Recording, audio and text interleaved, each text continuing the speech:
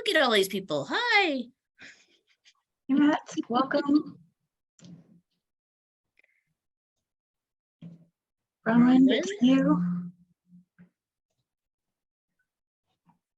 We've got a few more people filtering in here, so we'll just give it a minute as people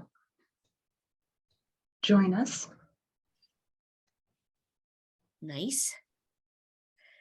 Hi, On Molly. this cold day, snowy. Mark, welcome. Hi, thanks. Great. All right. Well, we may have a few more folks join midstream, but we can get rolling here once again. It's good to see everybody. Thank you for joining us. Just gonna share my screen. All right. So, welcome to the first meeting for the City of Bend Utility Public Advisory Group series for 2023. So, thank you to many of you joined us in December. It was great to kick things off, and this is our first kind of deep dive into content here for January. I'm Aubrey Koenig. I'll be helping the city team facilitate, and we've got Lori and Dan and Elizabeth all back to continue the conversation on conservation and stormwater. Just a quick note, what we have in store for today. So we wanted to take some time to talk about customer education initially for both programs, the conservation and stormwater program. And thinking a bit about some of the codes and regulations that are in place, and what tools and priorities to think about in terms of saturating the customer base with information about the need for those codes, and then moving into some enforcement to help encourage good behavior. So we'll do a little introduction here to kick things off. We're going to spend most of the time on customer education tools and priorities. Leave a little space if there's any other discussion items from the group, and then close things out with a look forward. Hey, Aubrey, you're kind of, is this, everybody else seeing this? Is she kind of going in and out, her audio? Yeah. So I don't know if there's something you can adjust there, but there was a little bit of like it goes way down and then comes back up. Okay. Let me move my speaker a little closer to me. It seems to be the day we've got all kinds of little IT quibbles, the norm for these kinds of meetings, right? Yeah. So hopefully that's a little bit better on my end. Just briefly, if there was somebody in the room who wasn't able to join us in December, or if it feels like a year ago, what we covered was a little bit about the role of this group. The Utility Public Advisory Group is really advising the utility department staff on water related topics, and we kind of have this year broken up two key topics, but conservation is going to take the spotlight in the spring, and then stormwater more so in the fall.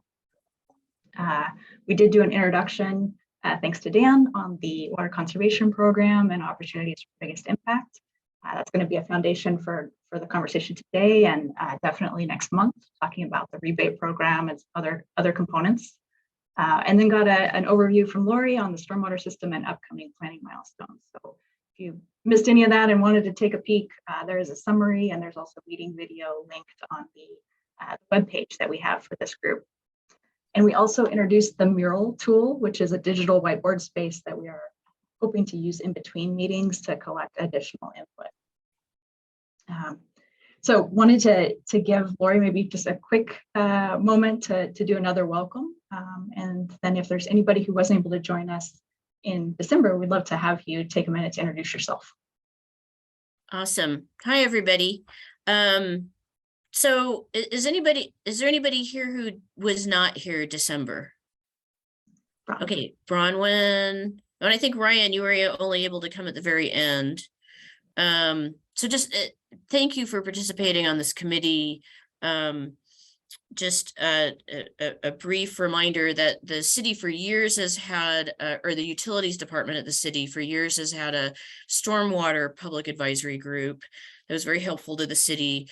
That this is a kind of a reimagining of that group, that creating a more, just a little bit broader context about all things water, with the city and calling it the, very exciting name of the Utilities Public Advisory Group. So we appreciate your interest in helping us with what I think are some really interrelated issues about water management and the entire water cycle. So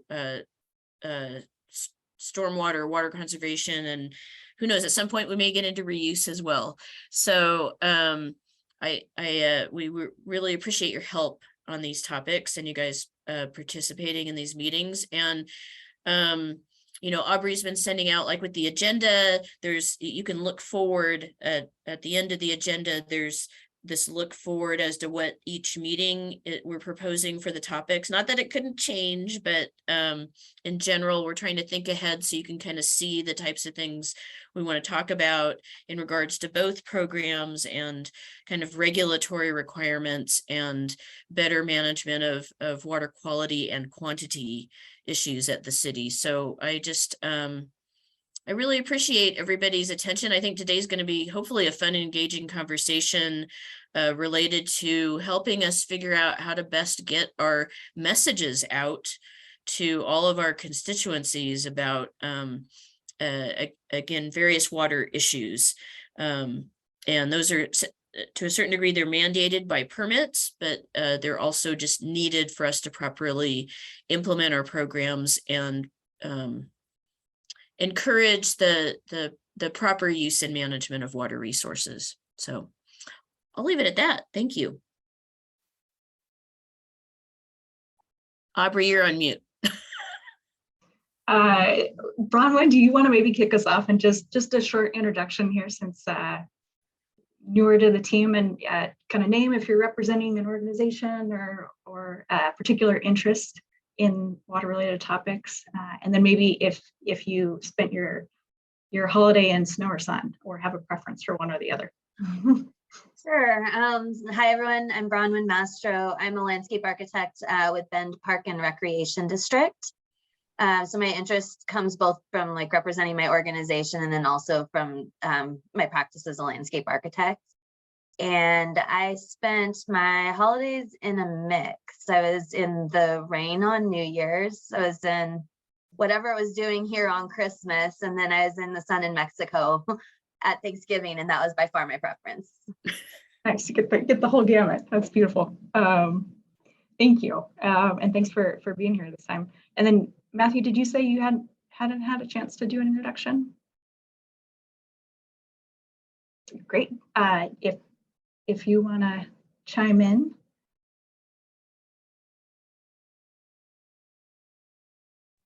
No, I actually did an introduction last week. Okay, perfect. And Ryan, I know you joined us right at the end, but I saw Scott, did you sneak into the room here? Well, I don't know if Ryan got to introduce himself at the last meeting because he jumped in at the end. I'm trying to remember. Did you, Ryan? I did briefly, but I don't know if anyone was here. I think it was just me. It's an empty room. Yeah, I can go again. Yeah, Ryan Johnson. I'm with Oregon DEQ. I'm a municipal stormwater permit writer and inspector for them over in Portland. And they've given me all the phase 2s, which are the smaller MS4s kind of throughout the state down to Ashland, but including Bend. And so I've been here about 4 years now and have been learning over the years. And so I guess I'm just here to listen and participate and help with regulatory stuff if people have questions. And I was in snow over Christmas in Montana up at Big Sky, and got down to, it was minus 31 in Helena. So it was chilly, which I hadn't seen in a while, I think since I lived in Alaska. So, but nice to see everyone. Thanks for one way to put that. Yeah. That's pretty brisk. It was chilly. Yeah, I forgot. And Scott, were you able to join us in December? I don't recall. Yes, I was on in December. Scott Wallace with the Wallace Group, and I spent the holidays in Bend. Perfect. And Tom, good to see you here too. And I think that is our crew. Okay, so we're gonna kick off our main topic here. unless somebody else wants to vote for snow or sun, but just wanted to give the new folks a chance to introduce themselves. So our main topic here is, the education piece. Just, Lori mentioned the agendas that we're sending out. One of the commitments that we're trying to make for the team is to provide a preview of a few of the focus questions that we're going to use in each meeting, give you a sense of what we're going to ask for your advice on. So just as a quick reminder, those were in the agenda that went out, but the topics for today include your input on what customer education tools and methods you think are most effective for both the water conservation and stormwater programs. You might have some different advice for those two different programs or for different kind of customer segments. What suggestions you have for communicating with customers about enforcement of current regulations, and then also what types of customer education should be prioritized. So we're going to kind of take breaks through the meeting today to spend some time and get your input on each of those points. We also wanted to kind of kick things off with a quick poll. So we're going to use the fun little Zoom feature here. There's 4 questions that we're going to run through. First one up on the screen is whether you recognize either of these logos, the WaterWise or the Clean Water Works logo. So in just a second here, you're going to see a pop-up on the screen, and you should be able to vote whether you only recognize the WaterWise logo, only the Clean Water Works logo, both of them look familiar, or neither logo is familiar. So that should be popping up on your screen right now.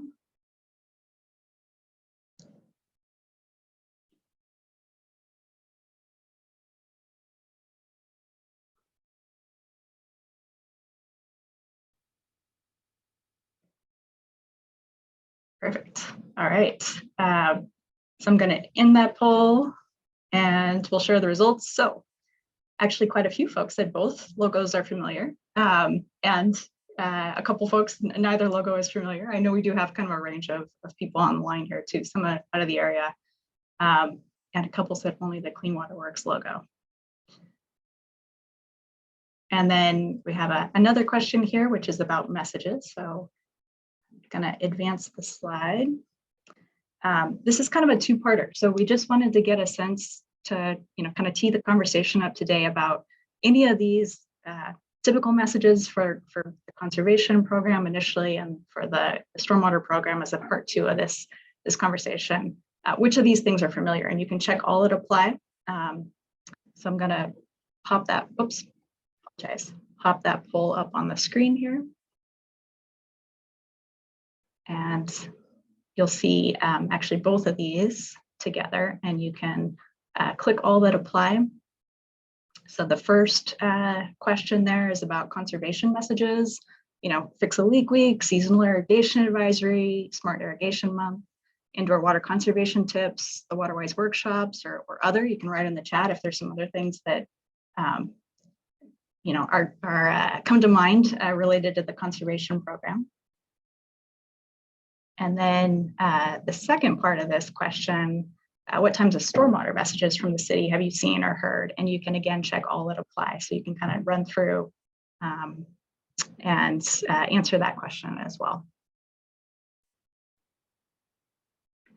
And for those, we've got only rain in the storm drain, scoop the boop, the fall storm drain cleanup, student video contest, ice and snow melt events, or other. Could be something about the kind of the RV best practices, the illicit discharges, or other components.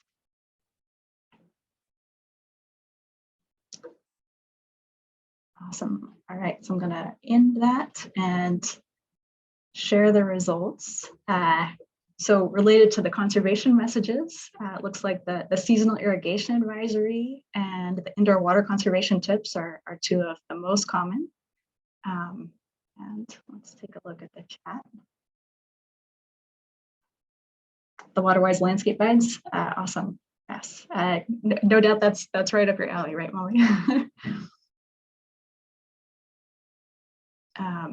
And then related to stormwater messages, only rain in the storm drain, the fall storm drain cleanup, and the student video contest. Nice. Any other, I guess, quick comments? Anything that kind of stands out to people from either of those? 2 questions.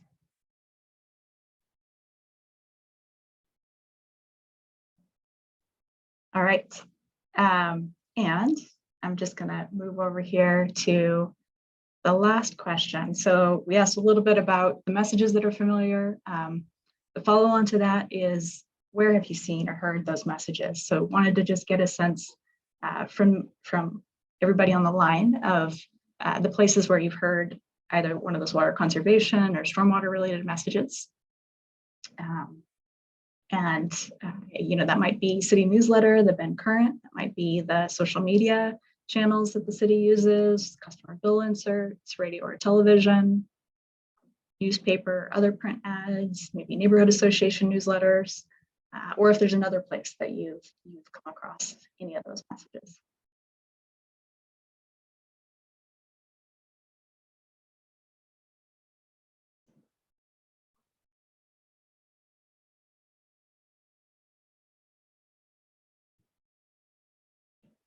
Give it just another beat.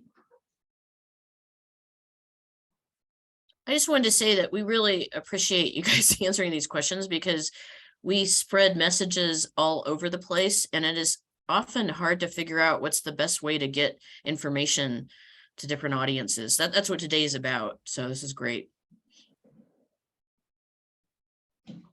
Awesome. All right, I'm going to end that poll. I'll share the results here. So in terms of methods, it looks like customer bill inserts, city social media, and the city newsletter are some of the top ones. I'd be curious if anybody is open to sharing kind of radio or television or newspaper ads, if there was a particular channel, etc., that you remember hearing that on, and or neighborhood association newsletters, if that was kind of emailed monthly, see it routinely. If anybody is willing to chime in on that front. I don't recall the channel, but I do remember seeing the students video contest winner. This has been years when Wendy Eddy and the team were putting this together. It's a great way to reach into the high schools, and the product is then broadcast on TV. You catch it at night when you're watching the news. And the last one I saw, I think, was the science experiment with the flushable wipes. So the column of rocks and water in the science lab setup. It was great. It was illustrative. It was important. I mean, it's quick. You got a sense that flushable wipes don't break apart, and so they're bad for the sewer system and the water system. I thought that was a big success, and I think consistently that's been a good way to get into high schools, to get this education and this messaging out to the students, and then passing on to the parents through TV. Awesome. Thanks for sharing that, Tom. Anybody else want to elaborate a little bit? This is Molly. Can you hear me? Yeah. Okay, sorry, I'm my computer is down today, so I'm on my phone, so that's why I have my screen off. Else you guys would think like it's the Blair Witch Project or something, because I keep having to move everything and my fingers in the way when I'm like on the screen. But because I'm involved with my neighborhood association, I've been trying to push out some of the water-wise tips and such through our newsletter. So that's I'm not sure if I saw it before I was involved with that, but it comes out. It's a monthly email thing, and then I also try to include links to the city on our website as well. So that's just kind of been a pet project of mine. Is there anything that makes that easy for you to share? Yeah, I mean, your guys's website is awesome. So if you just know where the information is, and I suppose that's what, some people aren't as good as others as getting through some of that. So if you try to make it, as easy as possible for somebody to get to a link that has pertinent information about, how to conserve water in the summertime. Yeah, you've got a good website. So I've just been able to link. But then, if people are finding it on our website, so that's the thing, that the more times those things are out there.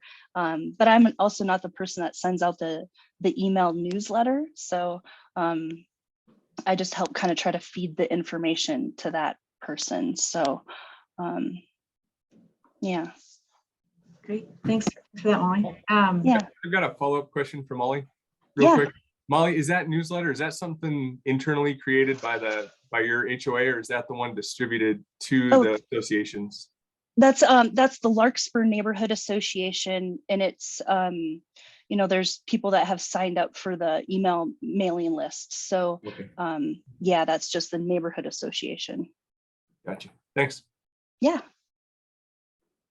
Great, and I just wanted to recognize Amy Jo and Rick. Thank you both for joining us. We were just warming up. We did a couple of quick polling questions to get a sense of some of the customer education methods that have been resonating with folks. But maybe before we dive in with the content Dan and Elizabeth are going to walk through, if maybe we could do a quick intro. Rick, if you don't mind, just share a little something about yourself. Sure. First, I'm sorry I'm late. I was having trouble with the link, couldn't get in. Matt corrected me on that one. Thank you, Matt. I'm Rick Martinson. I'm currently the executive director for Worthy Environmental over at Worthy Brewing. It's a conservation nonprofit part of that business. For the last 22 years or so, I ran Winter Creek Restoration Nursery here in Bend, and still running the nursery, although it's now owned by the nonprofit. So all the proceeds go to support the conservation work. But working with, I don't know, I've been working with the city on water issues and everything for probably close to 30 years now. And this is great. I'm sorry I missed the first meeting also. It was just crazy at that time. Anyway, that's a quick introduction. Thanks, Rick. And Amy Jo, do you want to just do a brief introduction? Sure. Well, I'll give a little feedback too on as far as the last question you had. I found the radio ads to be something that stayed with me, so I thought those were really helpful. And I don't know if I would be able to recall which station I've heard them on, but probably I think of those as being the ones that had resonated with me more than some of the other types of messaging. Do you remember if it was kind of commute time or? It probably, yeah, probably commute time, yes. Just curious, sometimes when you're, in your car, dropping kids off or going to work, something light can stick with you for sure. So. Yes. And my background is I'm the horticulture extension faculty member for Central Oregon. I work through the OSU Extension Service. I have a tri-county appointment, Crook, Deschutes, and Jefferson counties based in Redmond. I do both community horticulture and kind of have an emphasis with water-wise gardening and fire-wise landscaping, and have been here since 1999. Awesome. And Rick and Amy Jo, were either or both of you involved in the prior stormwater public advisory group?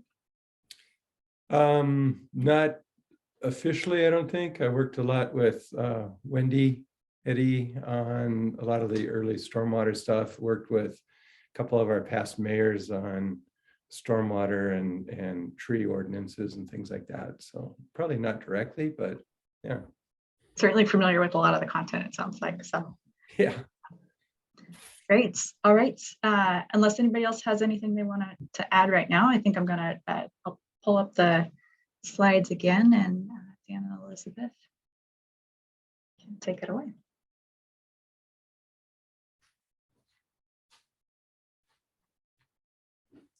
Hey, morning, everybody.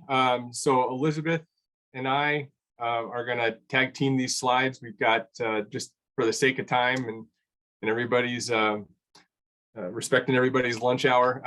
We'll try to get through some of these content slides pretty quickly and get to the discussion. So good morning and thank you again for joining us. My name is Dan Denning. I'm the Water Conservation Manager for the City of Bend, and really looking at for your help and opinions and guidance as far as maybe some new communication outlets or methods or ideas for us. We do quite a bit of communication. Our program historically has been heavily leaning on the public education and technical assistance side. That's where most of our programs originated, less so on the enforcement and incentive side. So here is just a few of the outlets that we're currently using. A lot of these are internal media channels. So our City of Bend social media pages, our Water Smart is a water use portal that we have communication ability to communicate directly with our customers, or at least those we have contact information for. I think we're pretty close to about 90% of our customers' emails. Bill inserts, we kind of talked about earlier. We have our own green industry newsletter we put out quarterly to the contractor community. But a lot of our channels are, City of Bend channels. And, here's just kind of a breakdown of seasonally the type of messages we're putting out. Yeah, we'll get into kind of a little bit more of what each of those channels look like for us and what types of messaging and challenges we're having with those. Elizabeth, did you want to cover stormwater a little bit? Sure. Hi, everyone. I'm the new stormwater program manager in case you weren't at the first meeting that we had in December. And I replaced Wendy Eddy's old position, if you were familiar with her. And on the stormwater side, I would say it mimics water conservation pretty well. It's been a mainly education first program and then enforcement second. So they're kind of similar in that way. And the majority of the stormwater channels are really the radio and TV, and then social media when we can get a spot at some of the city social media window openings. I'm not too sure about bill inserts for the stormwater side. I'm not sure if that's been done in the past. And then we do have a lot of door hangers that are used as education outreach for things like illicit discharge spills. I think we can go to the next slide.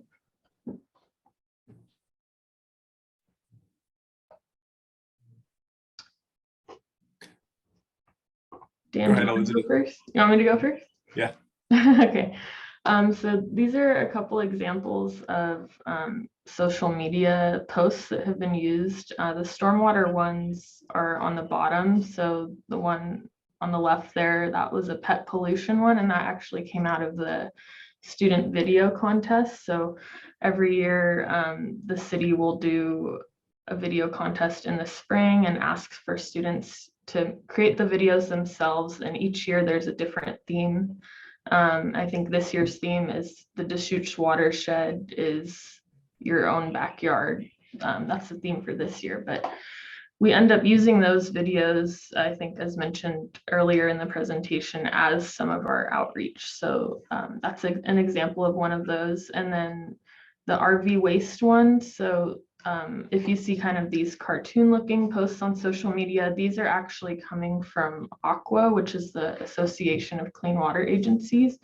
So we have a bunch of different cities that participate in this in Oregon, and Wendy Eddy actually helped create a lot of those outreach materials jointly with other cities. So the RV waste disposal one was one that was used last summer.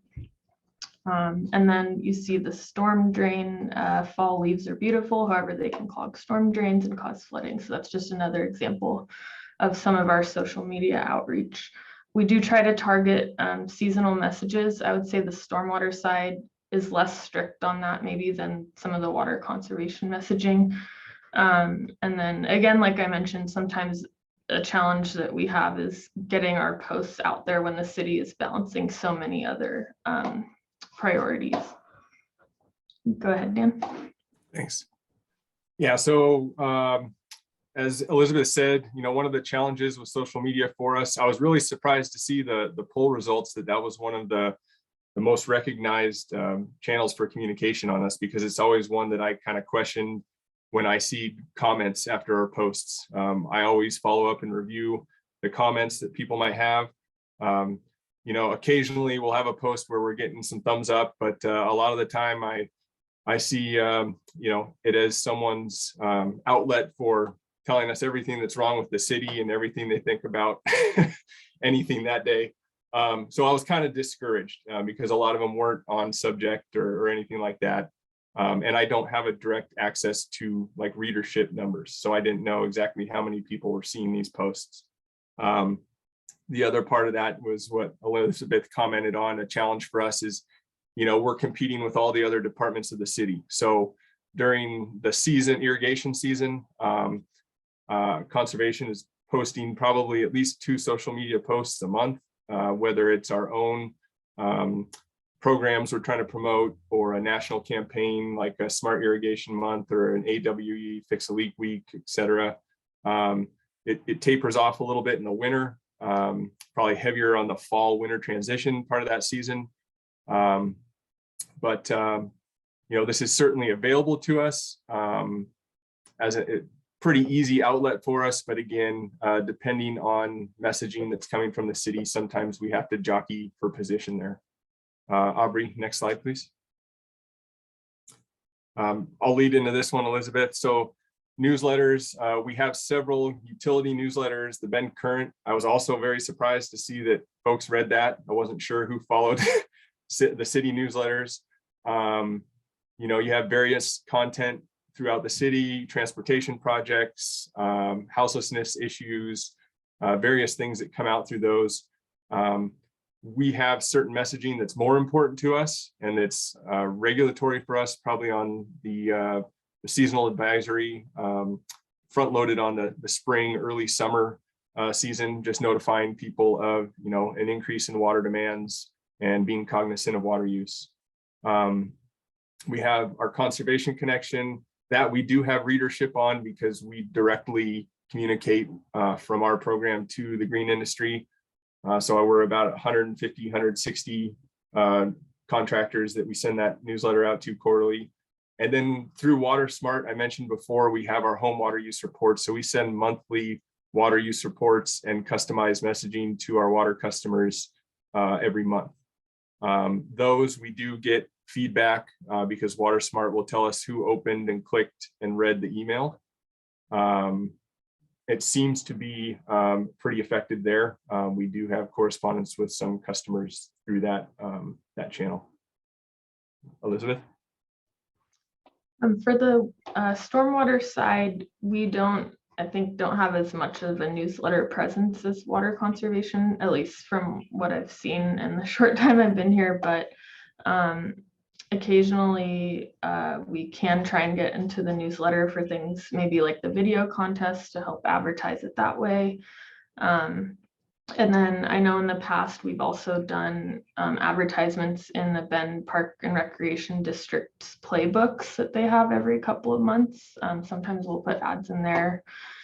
And I don't think we've done any direct mailers or anything like that recently, but that is also another option for us. And we don't have kind of specific reports like water conservation does. We don't have anything specifically telling us about stormwater just because of the nature of it. It's a little different.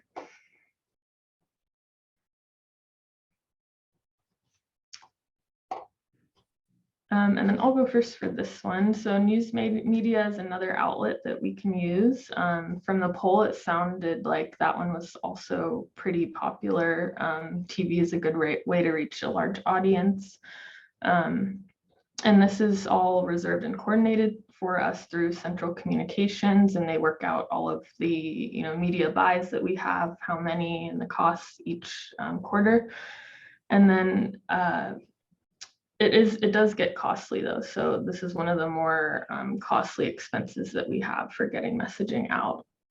And then there's one example here for stormwater that you may have seen. I think it was from last year.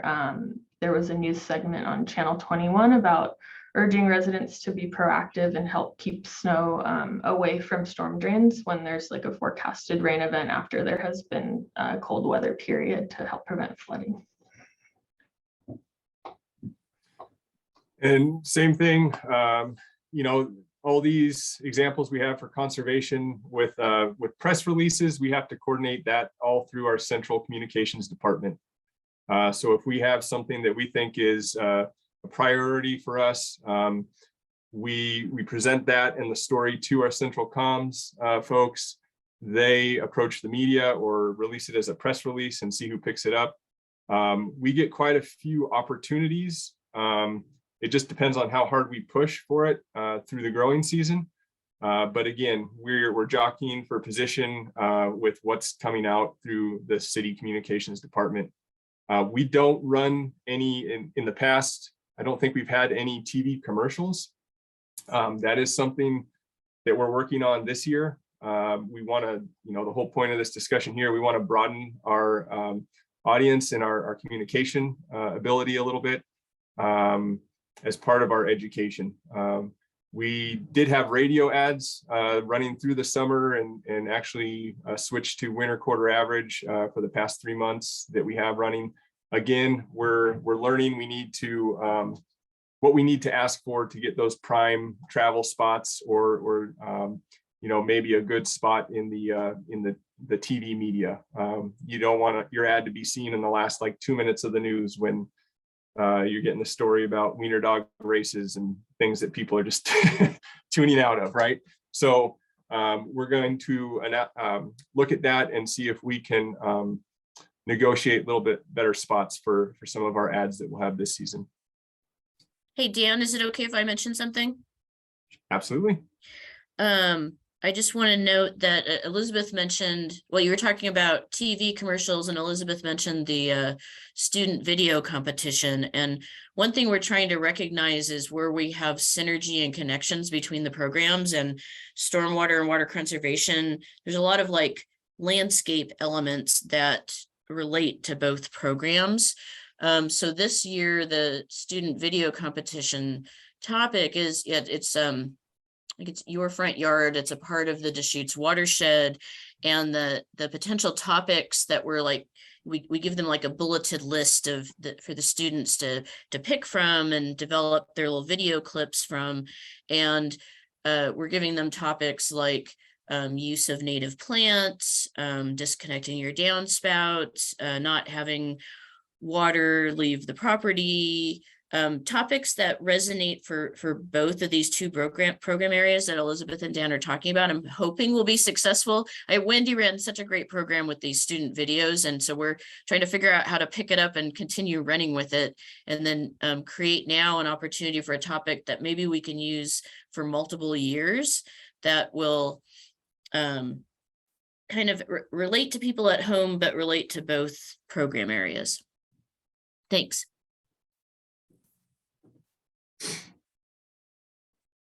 Okay, Aubrey, there we go. Okay. So events and workshops, this would include city events, Earth Day events, where we have opportunities to connect with the public. Last year, we actually went to quite a few HOA meetings, whether they were virtual or in person. We did quite a few public presentations or presentations to boards. And then we run our education and outreach workshop series. So we usually have one in the spring or late winter that we're usually geared more towards the green industry and opportunities for contractors to get CEUs. And then a couple years ago, we partnered with the Master Gardeners and OSU Extension to create like a field day event, which was more of a hands-on event with some seminars at Holland's Head Garden. And so we have run that for 2 years now and had pretty good success. Yeah, that's some of our in-person engagement. Elizabeth, you probably want to talk about the river cleanup as well. Yes, so previously, or in most of the past years that I've seen, the stormwater program has sponsored the Deschutes River cleanup, which I believe is done through Bend Park and Rec District. And so it's actually an Upper Deschutes Watershed Council event, sorry. but yeah, they of course participate. Yeah. Okay, Upper Deschutes Watershed Council. And part of the reason why we do that is because our permits have education and outreach requirements in them. So that is one way that we can target, a public involvement, outreach, and cleanup event all in one. And then another big part of the stormwater program is Earth Day. So we'll have a table out at Earth Day, and we'll provide outreach materials, handouts, and we'll have a staff person there the entire event to answer any questions. Awesome. All right, so we wanted to, after sharing kind of an array of channels and samples of some of the programs, some of you guys might be very familiar with those materials. We just wanted to pause and take some time, get some input from folks on the line about these different tools and methods. What do you think is most effective? Would you give the same advice for both programs? Are there any gaps that you see or other opportunities? Thinking about what Dan said of broadening that message, or what Lori said about synergy between the programs. We're just interested in this group's input on that question. So I'm gonna stop sharing so we can see cameras here and just open up the floor. Or any initial reactions or things that you like. I have a few thoughts. I was wondering how effective it might be to tell people why we're conserving water. There's a lot of information that goes out that says we need to conserve water, but there's no real information that talks about why that's important. A lot of the population in the last few years is coming from California, where water conservation is kind of drilled into them. So they already have that mentality and that thought about coming here. That was just one thought. Another thought I had is making sure that we're putting out the correct information. I've been working with native plant species, and my dissertation was working on the adaptive part of adaptive capabilities of native species and managed landscapes. And last year I had a conversation with a representative from the city. This isn't to criticize the city efforts, but I had a woman try to convince me that native species were really shallowly rooted and they needed to be watered every day. And she was representing the city at one of the workshops. And I was just like, where are you getting your information from? And she obviously was, she was passionate about water conservation, but she didn't know anything about the plant material she was talking about. So she was giving out information that really wasn't correct to the public. And that was a little bit concerning. I like the work that Dan and everybody's doing with the city and the water conservation, but it needs to be accurate. No, that's great. I appreciate that, Rick. Sorry, No, that's fine. It's a little bit concerning because we're, as we'll talk about with enforcement, we're trying to drill through everyone's head the even odd day part of our code. So we don't like to be telling people to water every day. So that's surprising, but we probably, we've got work to do. Surprised. But that's, so one of the things that I'd like to touch on with this too is, you mentioned getting across the message of why we conserve water. And that's one of the challenges, I think, and maybe we could discuss here, is like creating that value of water, right? Everybody's value of water is going to be different or coming from a different area.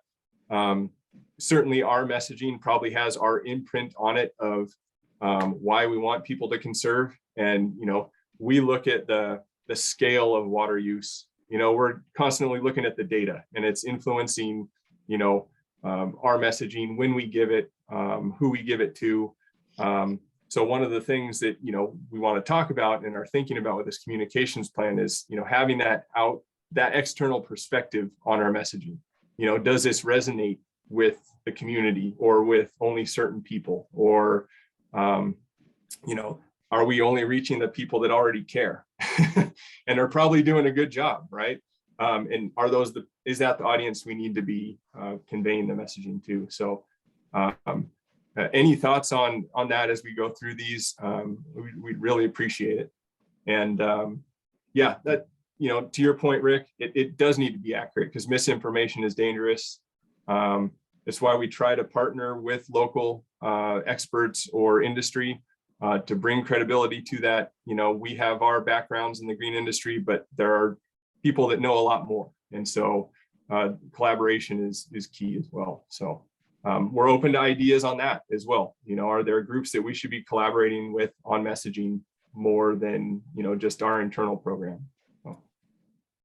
Or even groups that we should, you know, maybe we can fund them or something, and they have a method to share information as well as us just handing them information.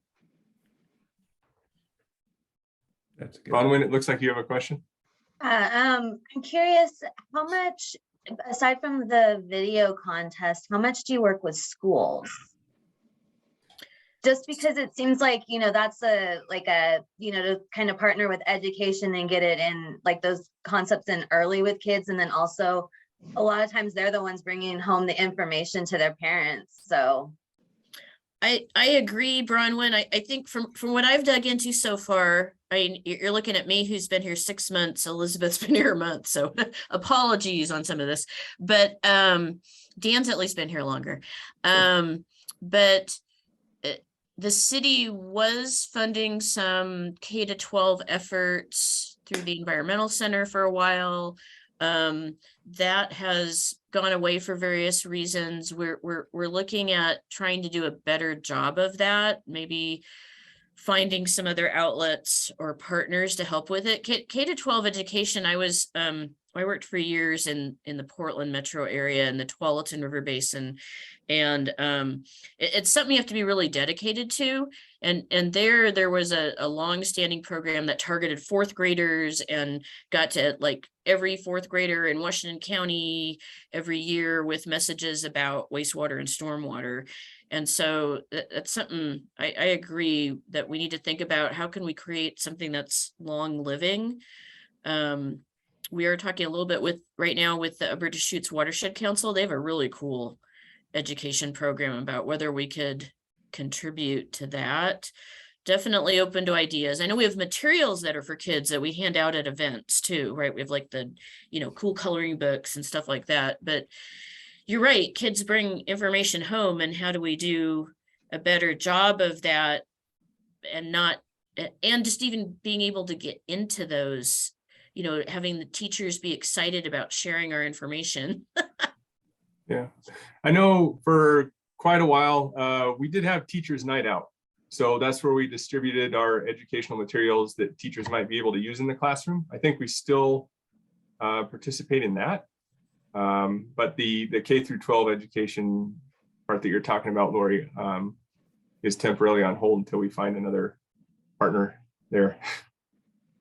You know, I had the opportunity to attend they've had a couple in the series. I think it's the DRC, the Deschutes River Conservancy, has tried to do some outreach and education to explain, you know, to the general public what an aquifer is and what the Deschutes Basin is and what the extent of it is. And so, you know, it sounds like you guys are in communication with Upper Deschutes. I would say the DRC too, because their current series, and maybe some of you guys have participated and attended, but you know, they're on a grassroots, just educational kind of approach to explaining the basics of groundwater 101 and where our water comes from, dual source, that kind of stuff. And I know the city has taken some steps to do that in the past, but I agree, Scott. Those are great. So the DRC series has been kind of monthly, although they kind of quit over the holidays. We actually, Dan and I and the utilities director, Mike Bittner, actually presented, we did the session in, when was that, Dan, October? We did the session. So, and in fact, I think when we announced this committee, we maybe sent out a link to that if folks really wanted to watch an hour and a half of YouTube. So we did try that, and we'll actually be doing it again because the Upper Deschutes Watershed Council is now, if anybody has seen it, there.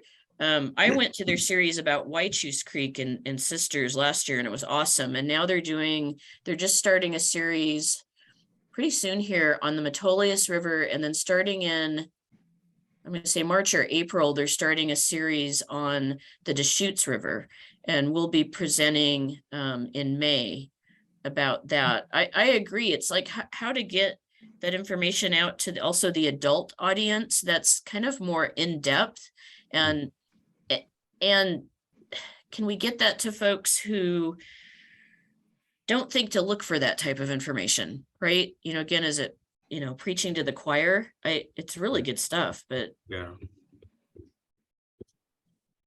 Well, and I know that just the monthly or the inserts in the utility bills and stuff, I mean, that reaches pretty much all the customers, right? And that has been effective, at least, you know, among our, you know, in our household and a few others that I've inquired with, you know, they get that. And, you know, I would say that's an effective method, and, you know, continue to look at ways to enhance that reach. Scott, to follow up on that, do you find the hard copy information or outreach more effective or more of interest to you than digital, like an email or something that you might just look at the title and erase? Yeah, I find the hard copy that I still get, you know, I still pay bills the old fashioned way. And so maybe I'm a throwback, but I like, you know, I review our, you know, our monthly bills and things like that and read the content. And so it's been effective for me, and maybe it's a generational thing, but yeah, that's still an effective way for maybe us baby boomers. I'm right there with you. I like to see what I'm paying for. So Yeah. Okay. Thank you. I've got a question on what the city offers, and forgive me if I've just missed it in the correspondence, but there used to be a series of workshops that would be hosted by the city. Wendy had a big part of this, that would be aimed at the landscape companies and the residential construction companies.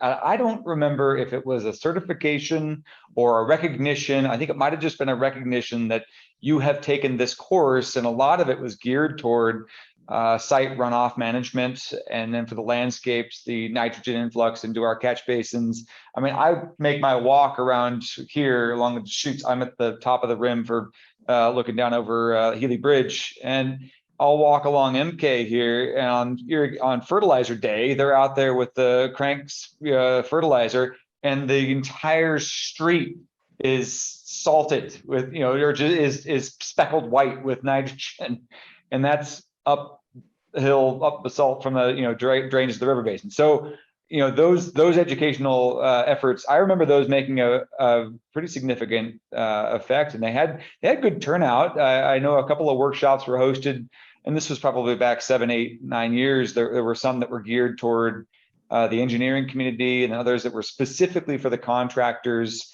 and the landscapers, and they were about just that, the basics. Make sure your stockpile of bark dust in the street, well, first of all, it shouldn't be in the street right away, but make sure it's covered and not directly draining in for runoff into catch basins.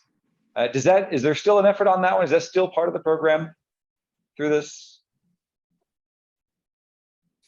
I'm not aware of the last time that was done. So it may be something that we need to look at again and see how we can start implementing. It was well received. It would be worth, I can look back through what I've got in my folder too, but it was well received. It was a good workshop. It was a good refresher for a lot of the landscape companies, especially landscape companies and those residential infill commercial or residential commercial development contractors. Okay. And what are the workshops that you guys have coming up, you and Elizabeth, that you're going to co-sponsor? Yeah, so Tom, we have an annual series for the green industry or the landscape contractors every year. It was usually in the winter during their off time. Yep. It was usually a series of 3 events. After COVID, we kind of shifted to a virtual format, and we've had that for the past couple of years, but we have our next section coming out in March. And so there'll be 3 nights. We kind of combined it for green industry and residential. So we kind of had the mix. They can still get their credits. We still get them approved by the state.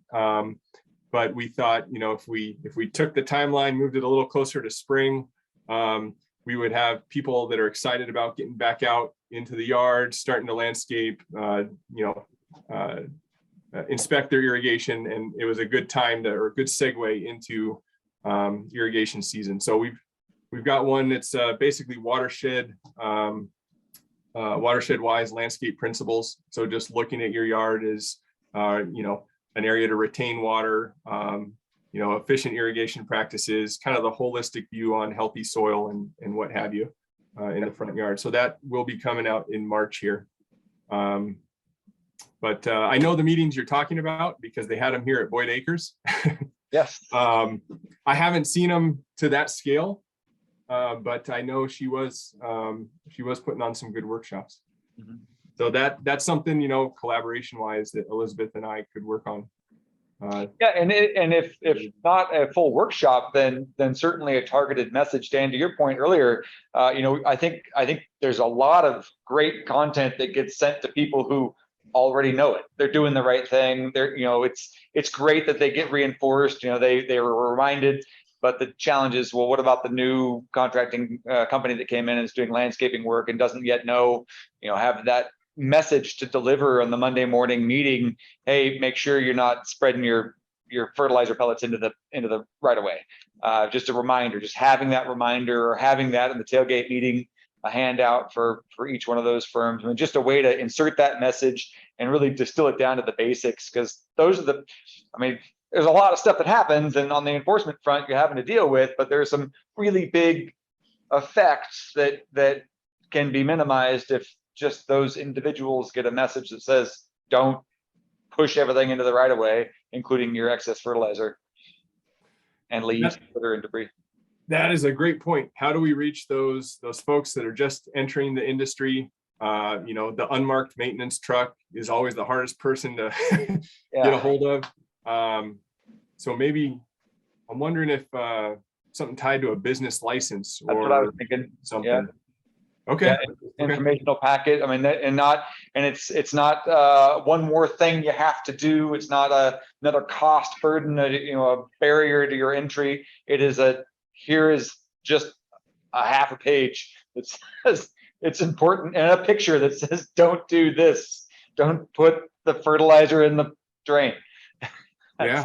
Or in the street. I mean, something really basic that is just a visual cue and a reminder that can be exposed, and they'd see it maybe with a business renewal or something like that. I don't know. I just see it frequently enough to know that it's there are a lot of great actors, and there are a handful of people that probably just don't know, and then there are some who just don't care. And if you can get the ones who don't know, you're good with the great actors, and you get the ones who you don't know, and you'll make a big improvement. Quick And this question about is that. from a guy who actually goes up and talks to him and says, hey, you know where this goes? I got enough gray hair to be that guy. Hey Dan, are you gonna mention that you're hosting the next OPA meeting? Oh, that's right. Thank So you, I'm it's like I kind of get overwhelmed with all the entities that I'm a part of, but speaking to that group of the landscape contractors, I'm our previous local chapter past president. Olca kind of got shut down here with COVID and whatnot, and so I've been spending a little bit of my winter break stocking all the new landscape contracting licensees, and I've built kind of a potential member list. There's only 20 members here, but then there, over the last couple of years, there's been so many new licensees, and so I've gone through and solicited all those guys and kind of getting that group back together again. But Dan has been so kind to offer the city as a place where we can hold those meetings. So getting that group kind of back together again, and there's no leadership or anything really in place right now, and so I'm not sure what what does that group of landscape contractors want to focus on. If it was up to me, the water efficiency and getting better with the irrigation systems around here, because everyone wants to plant plants, but nobody wants to talk about the, how to really irrigate them for health and not just survive but thrive situation. And so I think we, the group of landscape contractors is kind of ready to be shaped a bit. So I think this is kind of an opportunity to do so. And also speaking about Olka and Wendy, Eddie, and getting back to your guys' question about, is it, irrigation efficiency, or is it storm drain, information? I've got a sticker here on a notebook from like 2007 at an Olka meeting where Wendy Eddy came and presented, but this big sticker is all connected, and it shows from the mountains, to the river about where all that water goes. And I think it's really hard to kind of look at these two things separately, but that they are connected, because we have people that, are wanting to save their, they don't want to run their sprinklers as long, but they don't understand right now that they've got free water coming down into their landscape. And if we shape their swales the right way, their landscape would benefit from it. And so to just look at one without looking at the other, I think it's a missed opportunity. And that G3 garden groups, the stuff we had last winter, that education that the city put out, there's the watershed approach to landscape design. It was one of the PDFs that came about, one of those. And I think that is one of the best references. I shared that with so many clients this season, and there's some great visuals in there, and just really understanding, if you take care of the stormwater on your lot, you can improve your irrigation efficiency. And we're not talking about like the sprinklers, it's the soil and, kind of that bigger picture that a lot of people miss. So I'd vote for, it's all connected type of an approach to that. So there's my 2 cents and a little more. And I have a thought about Tom's comments too. I think that's a great issue, probably statewide. And I was going to ask Molly if she thought that would be an appropriate thing to add in the landscape contractor board newsletter that goes out to all the contractors in the state. And yeah. That's the message that could go out along with water conservation also on a state level. So yeah, absolutely. I could mention that next week about, because that spring newsletter would be coming out about putting something in there. Yeah. That'd be great. I don't remember the woman that replaced Elizabeth, but yeah, that would be Annie. Annie. Yeah. Thank you. Yeah. Yep. So just thinking about, we do have another little segment of content. This has been great. We do have another avenue that we can continue to collect ideas. Emphasis on explaining the why, the power of what the benefit is of conserving and protecting stormwater. Some partnerships that were mentioned, Upper River and DRC being powerful, the workshops with landscape conservation, landscape contractors being powerful. We can continue to collect ideas, but did want to dig into this next little segment of content here. So I'm going to bring up the screen and skip the floor. I actually, this might relate to the next section too, but I want to pick a little bit on our regulator. Sorry, Ryan. Does this discussion bring anything to mind that you've learned from dealing with the permits with other cities, like messages they've found most effective, or being able to somehow measure the success of their messages? Yeah. And sorry for, I'm usually quiet anyway in these situations, but you're all bringing up great ideas that like Tom especially. Yeah, so trying to think, I didn't mean to put you on the spot, but if no, you that's okay. It's good. So, I think first of all, like I think Tom was saying very early on, trying to reach the kids in school, and have a deep connection to specific schools and a program that you've developed that you can continue to put on every year. Those seem to have a large impact. And I'm thinking of RVCOG, Rogue Valley Council of Governments down in the Rogue area. They do a program with schools as well. I think they call it Salmon Watch. Very, very effective. Okay. The mailers, you know, I guess everybody has, Dan likes the mailers. I never, you know, I'll just speak from a personal level. I've always been into conservation. I'm a fisher person. I received bills in the mail and I never paid any attention to what those things said about stormwater quality. And I feel bad about it now. But I guess one side of that is, you know, it's easy to measure. You can say, oh, we sent out, you know, 1,000 mailers, and that's kind of where the permit comes in, right? You have to, you know, or we'd like you to have a way to measure the success of your program. And it's pretty challenging, right? It's easier with YouTube, things like that, because you can say, oh, our YouTube video got 600 views, things like that. But does that, you know, is that really measuring the effectiveness of your program? I don't know. I think it's reaching, like Tom was saying, it's reaching those people that have not been reached.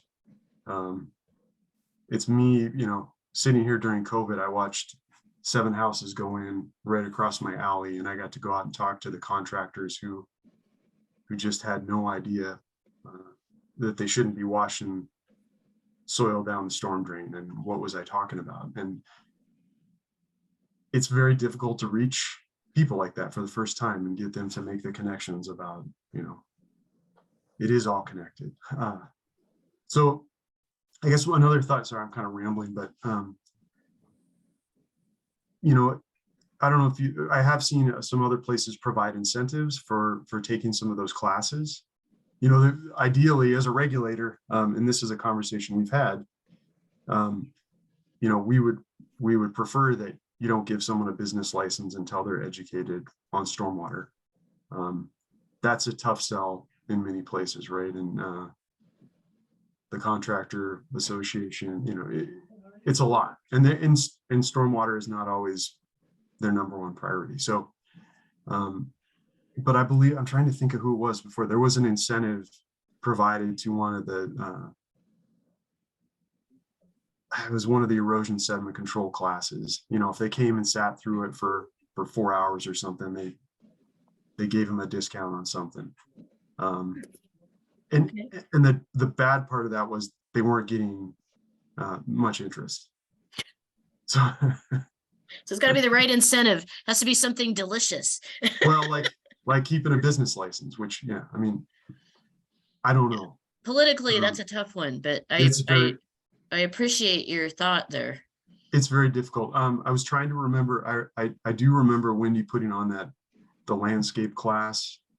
COVID has made everything a blur, but very cool. And if you can combine that, you know, with like the post-construction structural stormwater control maintenance to kind of educate the landscapers about that, awesome.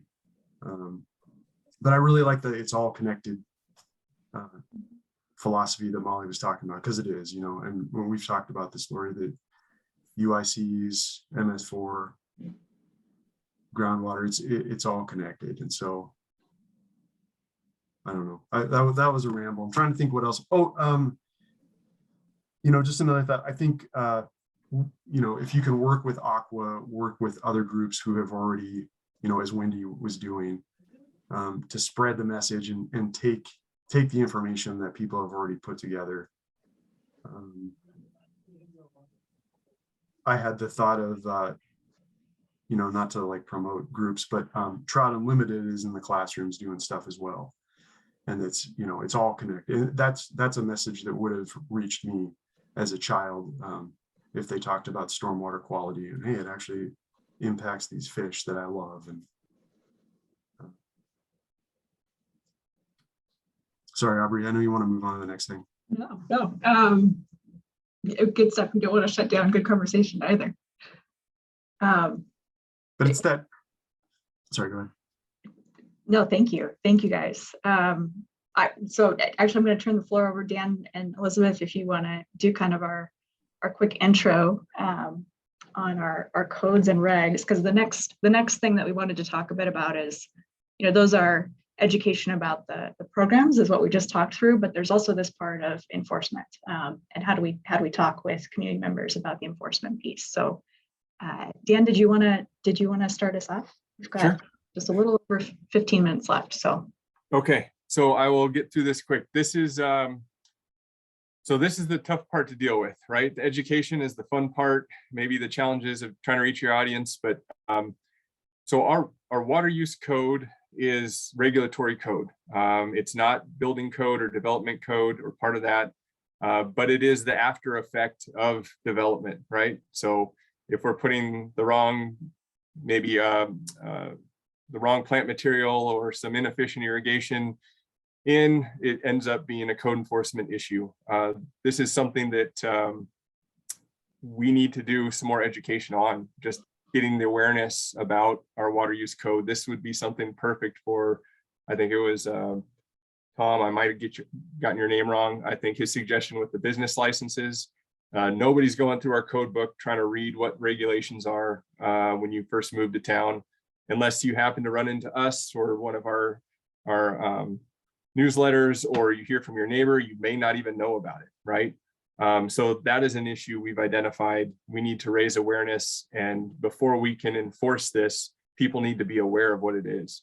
But our water use code 14.2 just kind of defines what we consider water waste. And this is where we overlap with stormwater a lot. You can see the dry flows here. Those are carrying the fertilizer and the organic materials right into the storm drains, right? They're creating pedestrian and vehicular safety issues in the winter. From a perception standpoint, we have our own right-of-ways that contribute to water waste. So we need to get our own house in order. So these are some of most of it is, water leaving the property, dry flows, water moving into a storm drain, being applied to surfaces unintended, but also fixing and repairing leaks. We have a lot of,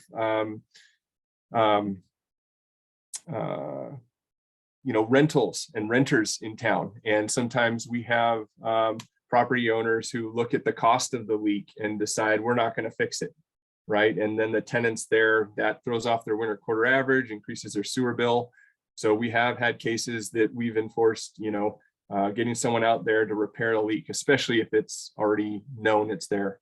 The other part of this is our daytime watering restrictions. We don't allow water between 9 a.m. and 5 p.m.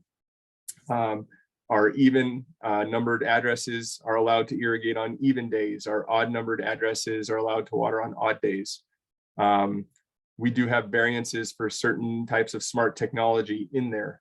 But this is what our staff is following up on. We get cases through various channels. We actually have a code enforcement module software now that we get reports from the public, and that's how our cases are handled. These are all civil cases once they're open. We can't erase them. We can't get rid of them without following it through all the processes. So that's a little introduction on the conservation side. I'll let you move to Elizabeth real quick. Okay, and then just quickly for the stormwater side, everything is found in Title 16, which is for grading, excavation, and stormwater management. And so this really relates for any new and existing developments within the city. And it covers, everything related to maintaining the integrity of stormwater quality and the Deschutes River. It also, at the bottom there, it got a little cut off. The code itself does cite our regulatory requirements that we have. And so this is really just a mechanism for us to be able to implement enforcement. And that's all I'll say about it for now. So a little bit about our process. Like I said, there are some issues or variability on, obviously, with the cases we deal with and how we have to resolve them. Number one being identification, right? So there are various ways the public can report water waste to us. There's various ways we find out about violations. So we have the City View portal. That is a hurdle in itself for customers to log in and register to be able to report to us, but it automatically puts it into our code enforcement module, and they can track the progress if they want to follow up on our actions.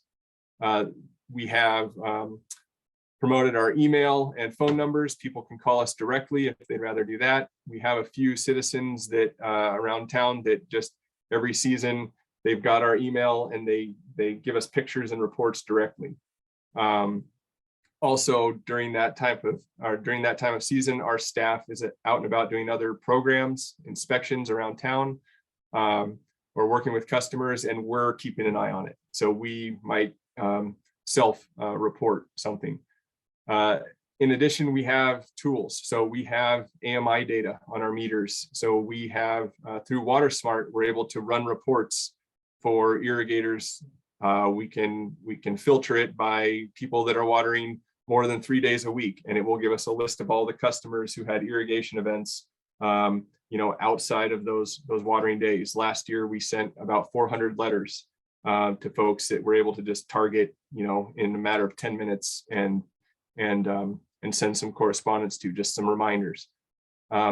After we've identified or received the case, we have to verify it. So it's a very documentation heavy process. We need photo documentation because these are civil cases that will go to court before a fine is administered.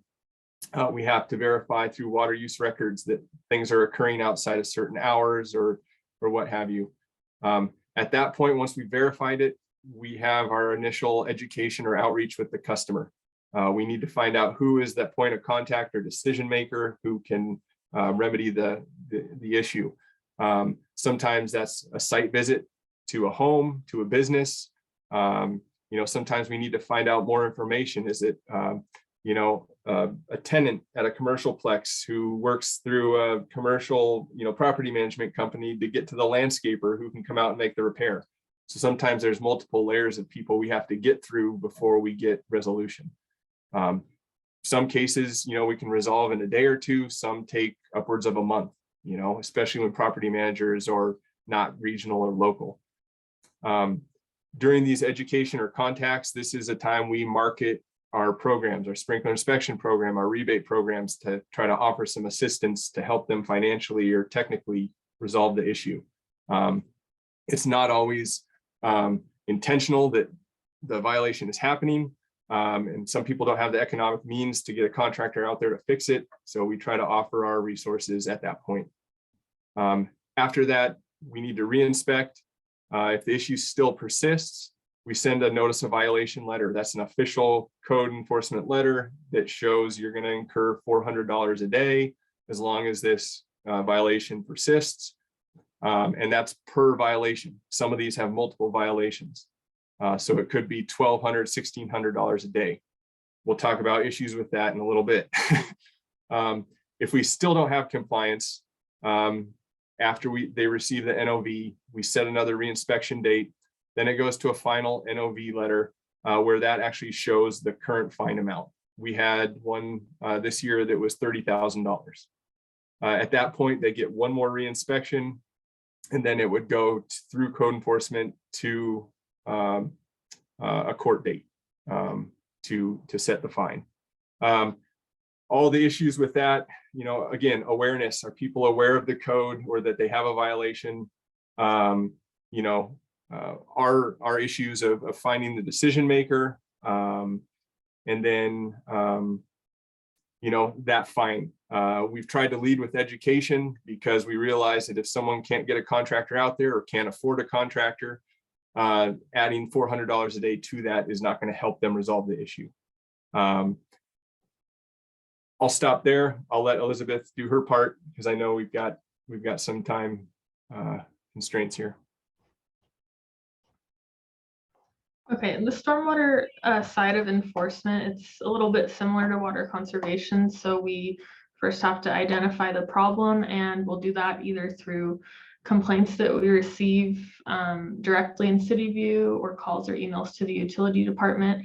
And then for the stormwater side, really the only kind of routine inspections we have are for erosion control at construction sites. And then once we get those complaints, they have to be field verified, have photo documentation, and then, you know, the staff that are sent out determine what the enforcement level is going to be, depending on the nature of the discharge or issue at the construction site. So they can use varying tools for different situations. The photos on this slide show, I think it was transmission fluid that was leaking from some type of freight truck that was just passing through Bend for work, and ended up receiving it from a complaint from the public, went out and they helped the truck driver clean up the mess because they didn't have any tools to do it themselves. And I think this one just resulted in, you know, a verbal warning that, you know, explaining why this isn't okay. So really education first. For stormwater, where we get into more of the enforcement side, is really for repeat offenders. So I think one of the ones that actually went up to NOV for the last fiscal year was a concrete trucking company kept cleaning out their concrete into a storm drain multiple times, received multiple complaints. So that one ended up being escalated. So it really depends on the situation for stormwater. And then enforcement is sometimes difficult just because if it's more of an illicit discharge enforcement, we can't always track down the party that did the damage. For example, someone dumped something and then drove away. So it can be difficult depending on the situation. And that usually involves re-inspection and sometimes escalating if re-inspections don't go well. We can go to the next slide. And then this just shows a map of kind of the areas for stormwater and water conservation. For the stormwater one on the right, that's basically just showing all of the stormwater facilities throughout the city. Most of them are UICs, so underground injection control facilities, which are either dry wells or drill holes. And then some of them are storm drains that actually lead to the Deschutes, but there are a lot less of those in Bend, and they're mostly on the west side of town. So a little bit about the conservation map there. What you're seeing is our UGB and service area by color. So that rose colored portion of the UGB is City of Bend water service customers. That's our service area. The tan area is Avion, and that blue area to the bottom is Rotes. So we have irrigation districts or franchisees that are serving water to our city customers within our UGB. They have their own irrigation rules, if any rules. So it makes it another challenge for us as enforcement of where we can enforce certain rules. A lot of our rules are water use based areas. So like irrigation hours and days are hard for us to enforce in their territory because they have their own irrigation time rules. Anything where we do cross over is anything in the city street or right of way, we will enforce, because that is our city and that is our street or right of way. So we have this gray area that we're actually having conversations with these franchisees coming up about getting on the same page and aligning our rules together to have an equitable process across the city. Next slide, Aubrey. So just so we know, we did bring these issues coming out of our water master planning effort to our environmental and climate committee. We had a few questions that we broached with them about, should we continue down the path of education or lean more on enforcement? These are just some of the takeaways. The group came together as a consensus of basically, well, if you have code and you're not using it, why do you have the code? I'm going to preface that with saying, or follow that up with saying, we have never administered a fine. So we have had success closing our water waste cases through one means or another, leveraging a fine maybe, or education. We've been able to close successfully most of our cases without administering a fine. As we get into the next phase of the expansion of our program, kind of why we're talking to this group with rebates and development code changes, we're looking at enforcement of water use code as one of those levers that we may have to turn up in order to get the water demand reductions that we need. So we are expecting, in the next year or two that we probably will be administering a fine. Maybe it's for a repeat offender. As you can see, some of the comments here mentioned maybe a 3 strikes option. But we anticipate that coming, which is exactly why we're talking about this today, of how can we do a better job of messaging prior to administration of a fine. And so here's a breakdown. So we do track every case. We do have lots of data on our cases. With our City View module, we are limited to what we can pull out, but here's a very brief breakdown of what I could pull together for this last year, just for this meeting here real quick. So we have lots of subcategories of customer types within here, but you can see pretty heavy on the residential side. Our commercial side is about 36% of the complaints, but also our City of Bend right-of-ways. So we work with our streets department to make sure, monitor our water sites. Most of these are right-of-ways. So, city public right-of-ways. So we work with them through the irrigation season to try to minimize that. An issue there is just aging infrastructure, aging water systems, and a lack of staff. But we do realize that needs to be taken care of. There are, this bar chart here is a breakdown last Hey, year. Dan, so we're at 2 minutes to go and I want to respect everybody's time. Mhm. I'm wondering, Aubrey, could we turn this into, because we had some other questions to ask the committee, right?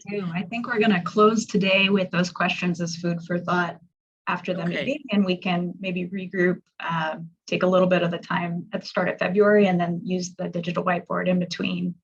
Yeah, can you go to the slide that has the questions? Sure. And so everybody could look at that, and then maybe what we could do is send out, and you'll have access, we'll give you a link to this slideshow and to the YouTube video of this meeting. But this is really important to us. And so I think, Aubrey, maybe we'll work to send out another link to that mural site. So make sure everybody can get to it. And maybe there could be, people could start even like filling in their thoughts on there. It's a way for us to share information outside the meeting with like it's like sticky notes, right? On the whiteboard. So this is one of the questions, the big question. What we're just prefacing on this data, this potential for enforcement. What are ways to help talk with people before initiating those fines and getting your input, advice from this group. The second question that we hadn't quite touched on yet is also just high level, what types of customer education should be prioritized, and getting some input on that as well.